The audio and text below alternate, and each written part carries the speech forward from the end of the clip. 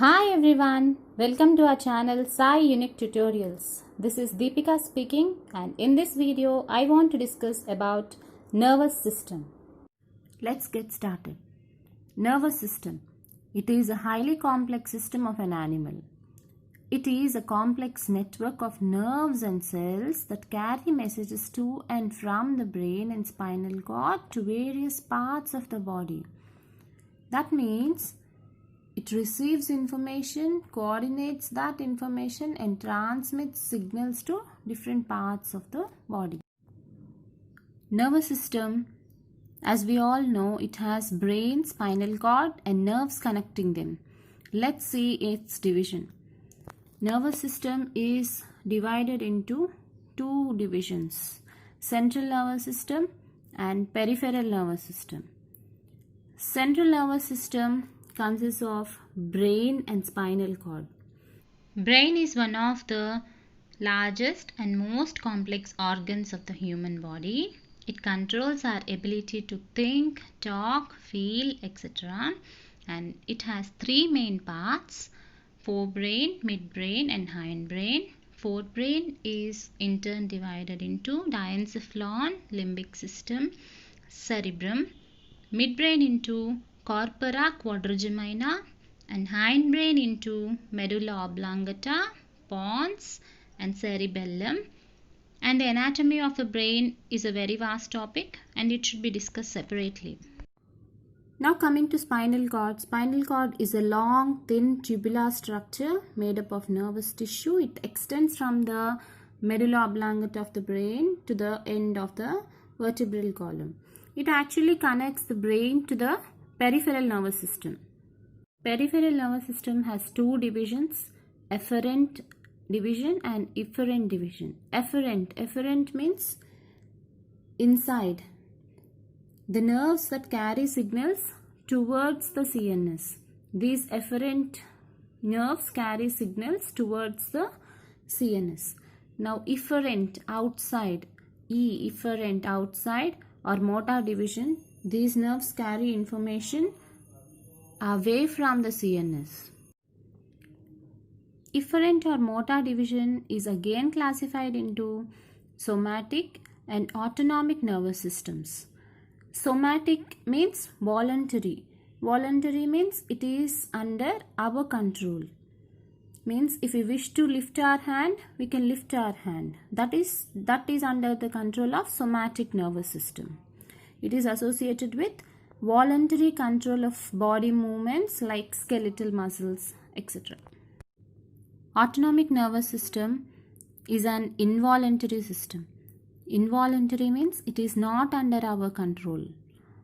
Means if we wish to decrease our heartbeat, we cannot decrease it immediately, right? That is involuntary.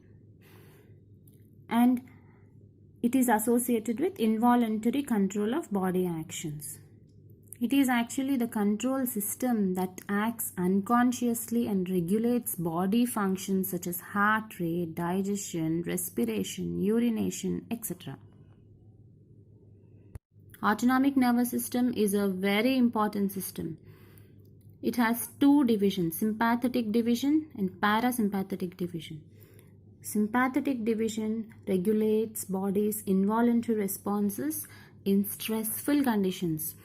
Sympathetic S, stressful S. So remember like that.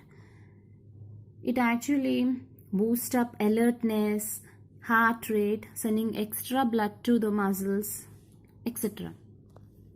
Now coming to parasympathetic nervous system. Parasympathetic nervous system regulates body's rest and digestion responses when the body is relaxed, resting, or feeding. It actually decreases the respiration and heart rate and increases the digestion. Both these show opposite effects on the body. Here's the entire classification once again. Nervous system is classified into central nervous system and peripheral nervous system. Central nervous system consists of brain, spinal cord, and peripheral nervous system contains all the nerves which come outside from the brain and the spinal cord. And peripheral nervous system is divided into efferent and efferent divisions. and efferent division is again classified into somatic nervous system, that is voluntary, autonomic nervous system, that is involuntary, and autonomic nervous system in turn is classified into sympathetic nervous system and parasympathetic nervous systems. In this video, I want to discuss about the basic unit of the nervous system, that is neuron. Neurons. The nervous system consists of vast number of cells called neurons supported by a special type of connective tissue called neuroglia.